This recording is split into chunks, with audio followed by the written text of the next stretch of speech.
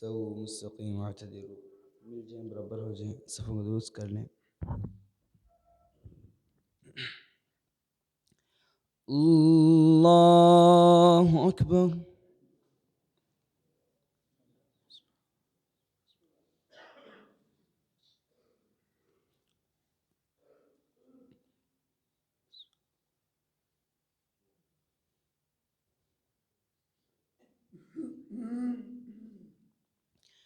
الحمد لله رب العالمين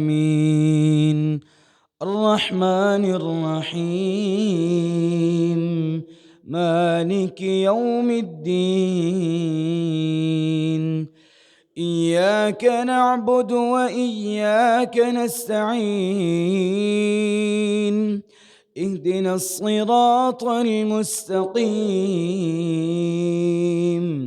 صراط الذين أنعمت عليهم غير المغضوب عليهم ولا الضالين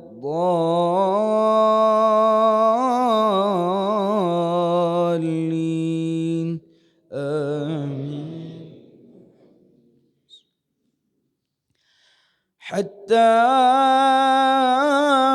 إذا جاء أمرنا وفارت النور قل نحمل فيها من كل زوجين اثنين وأهلك إلا من سبق عليه القول وما آمن معه إلا قليل وقال اركبوا فيها بسم الله مجريها ومرساها إن ربي لغفور رحيم وهي تجري بهم في موج كالجبال ونادى نوح ابنه وكان في معزل يا بني اركب معنا ولا تكن مع الكافرين قال سآوي إلى جبل يعصمني من الماء قال لا عاصم اليوم من أمر الله إلا من رحم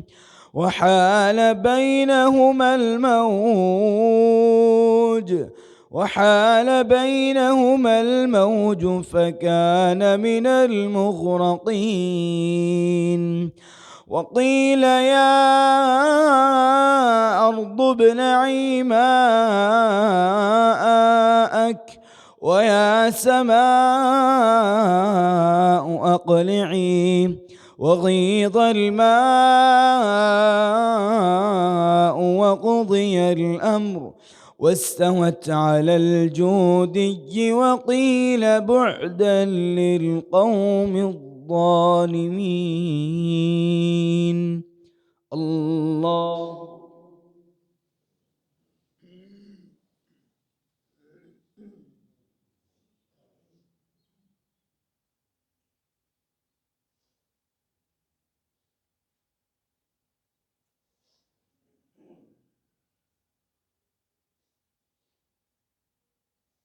سمع الله لمن حمده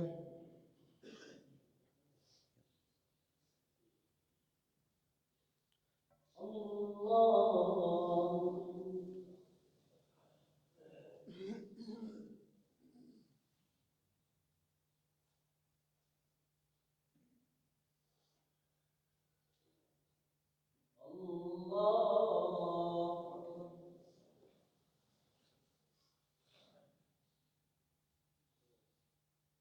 الله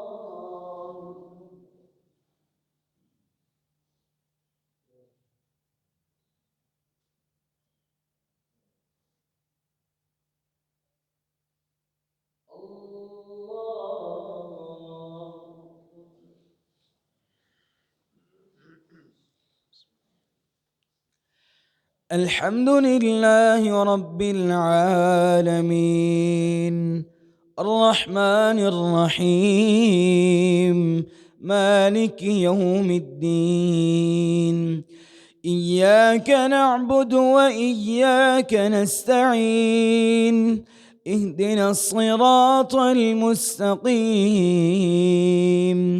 صراط الذين أنعمت عليهم غير المغضوب عليهم ولا الضالين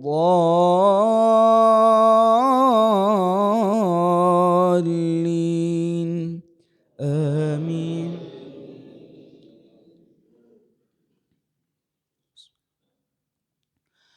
هو الله الذي لا إله إلا هو عالم الغيب والشهادة هو الرحمن الرحيم.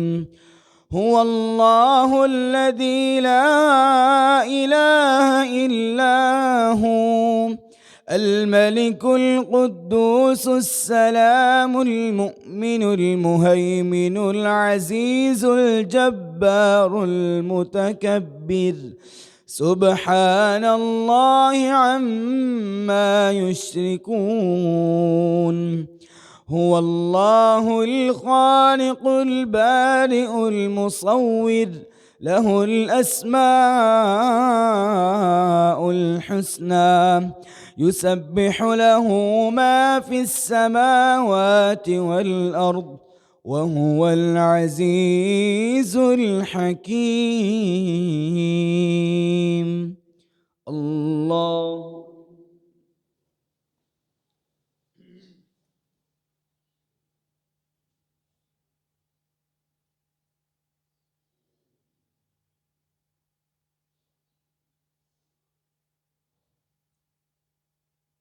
سمع الله لمن حمده.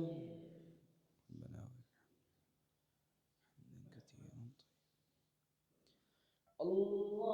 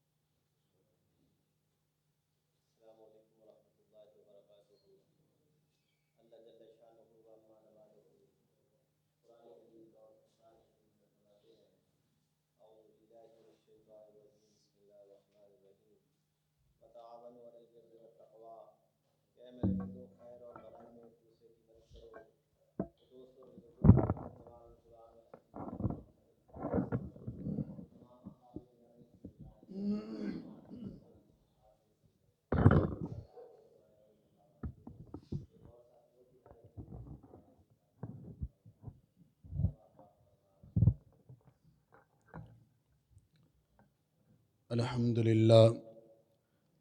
للہ رب العالمین والصلاة والسلام علی رسول اللہ اما بعد فاعوذ باللہ السمیع العلیم من الشیطان الرجیم بسم اللہ الرحمن الرحیم ان اکرمکم عند اللہ اتقاکم۔ محترم مکرم سامعین کرام،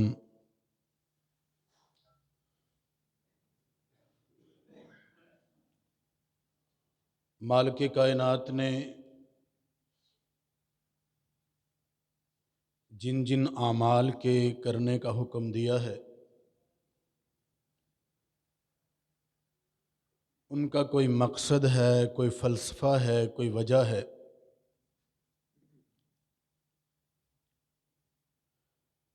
ورنہ انسان اپنے اعمال کی چوٹی آسمان تک لگا لے، زمین و آسمان کا خلا پر کر دے، لیکن اس کے اعمال اگر تقوی سے خالی ہیں، اس مقصد سے خالی ہیں جس مقصد کے لیے اللہ رب العالمین نے اعمال عطا کیے ہیں، تو یہ سارے کے سارے اعمال بے مقصد و بے معنی ہیں۔ بلکہ اللہ فرماتے ہیں کہ عاملۃ ناصبہ تصلی نارا حامیہ، کہ انسان کچھ ایسے بھی ہوں گے جو اللہ کی جہنم کا ایندھن بنیں گے۔ وہ اپنے اعمال کر کر کے تھک چکے ہوں گے، اتنے اعمال کیے، اتنی نمازیں پڑھی، اتنے روزے رکھے، حج و زکوٰۃ کیا، انہوں نے کوئی عمل چھوڑا نہیں، عمل کر کر کے تھک گئے۔ اب اللہ فرماتے ہیں جب جزا کا ٹائم تھا تو تصلی نارا حامیہ، یہی لوگ جو عمل کیے تھے جنہوں نے، وہی اللہ رب العالمین کی جہنم کے اندر ڈال دیے جائیں گے۔ کیوں اللہ نے فرمایا کہ ویل للمصلین، نماز پڑھنے والوں کے لیے ہلاکت ہے؟ کیوں فرمایا؟ جو نماز بے مقصد ہے، بے معنی ہے، جس کے اندر رسول پاک صلی اللہ علیہ وسلم کے عمل کی جھلک نہیں ہے، جس کے اندر تقوی نہیں ہے، جس کے اندر نیت کے اندر اللہ کی رضا شامل نہیں ہے، وہ تمام کے اعمال کے ڈھیر بھی انسان کو ایک چٹکی کا فائدہ نہیں دیں گے۔ ہم سوچتے ہیں کہ جو عمل ہم نے کیا ہے اس کے بدلے میں تو جنت ہماری سامنے کھڑی ہے، جیسے ہی ہم فوت ہوں گے اللہ کی جنت میں داخل ہو جائیں گے۔ ایسا نہیں ہے، ایک کسوٹی ہے جس کے اوپر ہمارے اعمال پرکھے جائیں گے۔ آپ سنیار کی دکان پہ جاتے ہیں، جا کے پتل لے کے جائیں، سونا لے کے جائیں، یا جیسے کہتے ہیں ہر چمکتی چیز سونا نہیں ہوتی، اس کے پاس مختلف چیزیں، مختلف دھات لے کے جائیں جو سونے کے کلر کے ہوں، وہ اس کے پاس ایک کسوٹی ہوتی ہے، اس کسوٹی کے اوپر اس سونے کو رگڑتا ہے، اس دھات کو رگڑتا ہے، رگڑنے کے بعد بتاتا ہے کہ آپ کا سونا اصلی ہے یا نکلی ہے۔ اگر اصلی ہے تو بھی کس معیار کا ہے؟ ہمارے اعمال بھی پرکھے جائیں گے۔ وہ کسوٹی اللہ رب العالمین نے اپنے پاس رکھی ہے، وہ تقوی ہے۔ وہ رضائے ربی ہے، اس کے اوپر ہمارے اعمال کو پرکھا جائے گا۔ روزہ رکھا تھا، چلو کسوٹی پہ پرکھو، حج کیا تھا، کسوٹی پہ پرکھو، عمرہ کیا تھا، زکوٰۃ ادا کی تھی، صدقہ و خیرات کیا تھا، لوگوں کے ساتھ اچھا سلوک کیا تھا، آپ نے لوگوں کے روزے افطار کروائے تھے، آپ نے سحری و افطاری کروائی تھی، جو جو اعمال کیے تھے، کل قیامت کے جن کسوٹی پہ پرکھے جائیں گے، اس وقت ہمارا کھوٹا اور کھرا سامنے آئے گا۔ آج تو ہم کھوٹا اس کو سمجھتے ہیں کہ جو مسجد کا منہ نہیں دیکھتا، کھوٹا اس کو سمجھتے ہیں جو روزے نہیں رکھتا، جو قرآن پاک کی تلاوت نہیں کرتا، ہم کہتے ہیں یہ کھوٹا ہے۔ لیکن کل قیامت کے دن کچھ ایسے کھوٹے نکلیں گے کہ جو اپنے اعمالوں کے انبار لے کے آئیں گے، لیکن کچھ نہیں بچے گا۔ میں نے نہیں فرمایا، محمد الرسول اللہ صلی اللہ علیہ وسلم نے فرمایا ہے کہ ایک آدمی آئے گا، فرمایا میرے صحابہ تم جانتے ہو مفلس کون ہے؟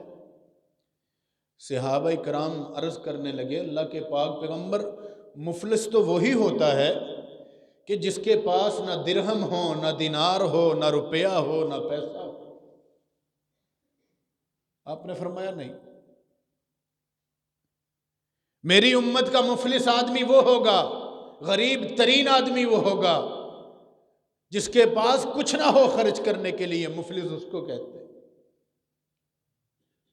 کل قیامت کے دن جو آئے گا، بصوم وصلاۃ، نمازیں بھی ہوگی، روزے بھی ہوں گے، زکوٰۃ بھی ادا کی ہوگی، حج و عمرہ بھی اس کے پاس ہے، لیکن اللہ کی عدالت میں جب پہنچے گا تو ایک آدمی آئے گا، اللہ اس نے مجھے مارا تھا، دوسرا آئے گا، اللہ اس نے میرا حق کھایا تھا، تیسرا آئے گا، اے اللہ پاک اس نے مجھے گالی دی تھی۔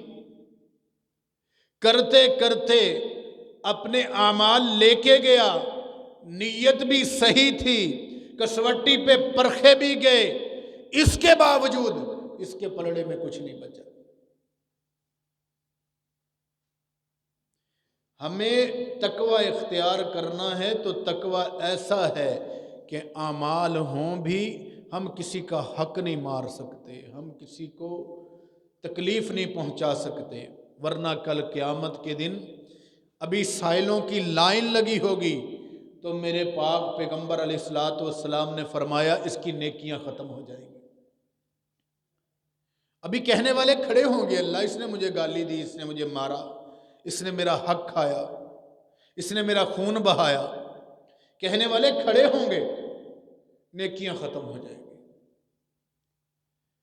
میرے پاک پیغمبر نے فرمایا پھر لوگوں کے گناہ لے کے اس پہ ڈالے جائیں گے، ثم طرح فی النار، پھر اسے اللہ رب العالمین اپنی دہکتی ہوئی آگ میں، جہنم میں ڈال دیں گے۔ ہمارا تقوی، ہماری تڑپ کہاں تک ہے؟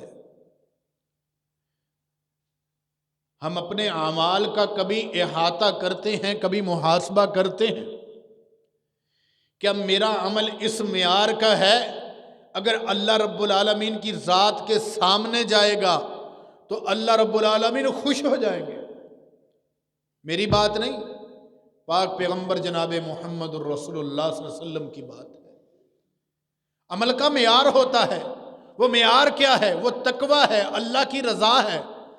جب تک آپ کا دل مطمئن نہیں ہے کہ میرا عمل صرف اللہ کی رضا کے لیے ہے، تب تک عمل کا کوئی فائدہ نہیں ہے۔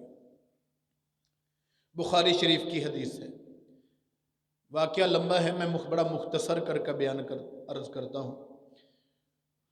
وہ 3 آدمی جو غار میں پھنس گئے تھے، یہ 3 کے 3 آدمی غار میں پھنس گئے، تینوں نے اپنی اپنی نیکیاں یاد کی اور کیا کہا؟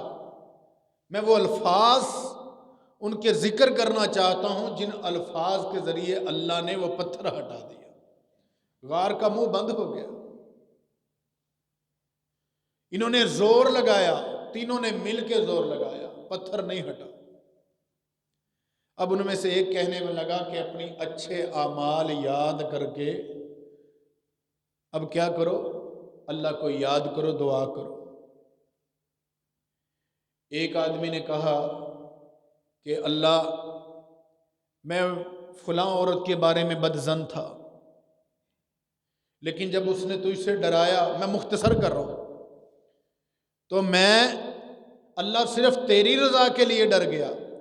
یہ بات اللہ کو علم میں تھی کہ واقعتاً ہی اس آدمی نے میری رضا کے لیے کیا تھا۔ آج ہم ماں باپ کے اوپر ہاتھ اٹھاتے ہیں، گالیاں دیتے ہیں، برا بھلا کہتے ہیں، بلکہ یہاں تک کہتے ہیں تیرے گھر میں پیدا ہو کے میں تو ذلیل ہو گیا۔ اور ماں باپ کا حق کیا ہے؟ پوچھنے والے پوچھتے ہیں جی اگر ماں یا باپ ان کو ہم کھلا یا پلا نہ سکیں، ان کا خرچہ نہ اٹھا سکیں، تو کیا ہم ماں باپ کو چھوڑ کے بچوں کو پال لیں؟ ایک سائل نے سوال کیا میرے پاس، مولوی صاحب کے بیٹے نے ویڈیو بھیجی، تو بات یہ تھی، انہوں نے بیان کی کہ محمد الرسول اللہ صلی اللہ علیہ وسلم نے بخاری شریف کی یہی حدیث کہ ماں اور باپ دونوں سو گئے، بکریاں چرا کے آیا ہے، ماں اور باپ سو گئے، اب اس نے کیا کیا، دودھ نکالا، اپنی حسب عادت کے مطابق ماں باپ کے سرہانے آ کے کھڑا ہو گیا۔ ماں باپ سو گئے، اپنے بچے بلک رہے ہیں، بیوی بھی کہتی ہوگی جڑے ستے ہیں انہوں نے کیوں ٹھونے ہیں، جڑے جاگ دے انہوں نے دو۔ لیکن کیا کمال تھا، کیا تقویٰ تھا، یہ عمل اس کی رضا کے لیے تھا۔ ماں باپ کے سرہانے کھڑا ہے، آپ اور میں ذرا سوچ کے دیکھیں کہ میرا بچہ میرے پاؤں میں پڑا رو رہا ہو، مجھے کھینچ رہا ہو قمیض سے پکڑ کے اور کہہ رہا بابا مجھے دودھ دے دو، لیکن میں کہوں میں تو اپنے ابا جی کو پلاؤں گا، اماں جی کو پلاؤں گا پھر دوں گا۔ ایسی سکت، ایسی طاقت ہے ہمارے اندر، ایسا ایمان ہے۔ تو اس نے کیا کیا، اس نے وہ کام جو تھا، وہ عمل جو تھا، وہ صرف اللہ کی رضا کے لیے کیا۔ ساری رات برتن لے کے کھڑا رہا، ماں باپ کو جگایا نہیں، گوارا نہیں سمجھا، یہ اس کا تقویٰ تھا، یہ اس کی اللہ کی رضا کے لیے عمل تھا۔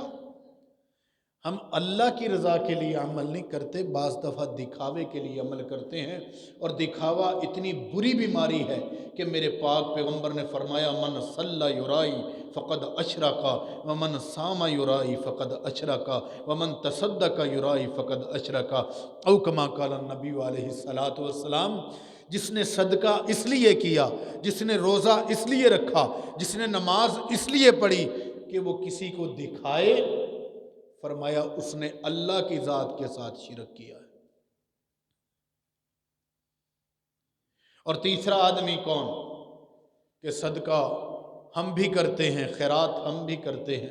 ایک آدمی مزدوری پہ آیا، آنے کے بعد اس نے کوئی مسئلہ ہوا، کوئی ان کا آپس میں جھگڑا ہوا، وہ مزدوری چھوڑ کے چلا گیا، رقم چھوڑ کے چلا گیا، بڑا عرصہ بیت گیا۔ جب واپس آیا اس نے سوچا میرے حالات ٹائٹ ہیں، میں جاؤں اس بندے کے پاس۔ اب اس نے کیا کیا، اس کے نام سے ایک بکری لے کے چھوڑ دی، وہ بہت سارے جانور ہو گئے، کرتے کرتے ایک ریوڑ بن گیا۔ اور جب وہ آیا کہنے لگا کہ میرے آپ کے پاس کچھ پیسے تھے، روپے تھے، میں فلاں وقت میں مزدوری کی تھی، ہمارا جھگڑا ہو گیا تھا، میں نے لیے نہیں، میرے حالات بڑے ٹائٹ ہیں، مہربانی دے دیجئے۔ اس نے کہا یہ سارا مال تیرا ہے، لے جا۔ اس نے کہا مذاق نہیں کرتے، میں غریب آدمی ہوں، ٹھیک ہے اپنا جھگڑا ہوا تھا۔ انہوں نے کہا مذاق نہیں، یہ اللہ کی رضا کے لیے میں نے کیا، میں نے تیرے مال کا جانور خریدا، اسے بڑھاتے بڑھاتے میں یہاں تک لایا، تو یہ تیرا ہی ہے، لے جا۔ جب انسان اللہ کی رضا کے لیے عمل کرتا ہے، وہ عمل اللہ کی ذات پہ، اللہ کے عرش پہ جا کے ایسے اللہ تعالیٰ قبول کرتے ہیں کہ اس کے درمیان اور اللہ کے عرش کے درمیان کوئی پردہ نہیں ہوتا۔ اور جب عمل کسی کو دکھاوے کے لیے کیا جائے تو اس کے اندر رجسٹر تو کالا ہوگا، جو اللہ کے فرشتے آئے ہیں وہ لکھیں گے تو صحیح، لیکن وہ عمل ایسے ہی ہوگا کہ عاملۃ ناصبہ تصلیٰ نارا حامیہ، عمل کر کر کے تھک چکے ہوں گے، لیکن اللہ کہتے ہیں انہیں جہنم میں ڈال دوں گا۔ تو میرے بھائیوں، اپنے اعمال کی اصلاح میں بھی کروں، آپ بھی کریں، اپنی نیتوں کی اصلاح میں بھی کروں، آپ بھی کریں۔ ایک نیت ایسی چیز ہے جو انسان کو باکمال بناتی ہے یا بے کمال بناتی ہے۔ اگر نیت اچھی ہوگی تو انسان کو پتہ ہوتا ہے کہ اس نے اپنے رب کے لیے عمل کتنا اچھا کیا ہے۔ انسان کے سینے میں وہ چیز ٹچ ہونی چاہیے، انسان کے دل میں وہ چیز ٹچ ہونی چاہیے۔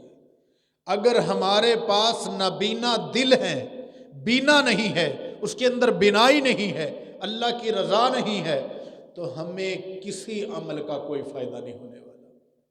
اللہ رب العالمین سے دعا ہے کہ اللہ تعالی ہمیں تقوی کا وہ خاص ملکہ عطا فرمائے جو اللہ نے اپنے نبی اور اپنے صحابہ اور نبی کے صحابہ کو عطا فرمایا۔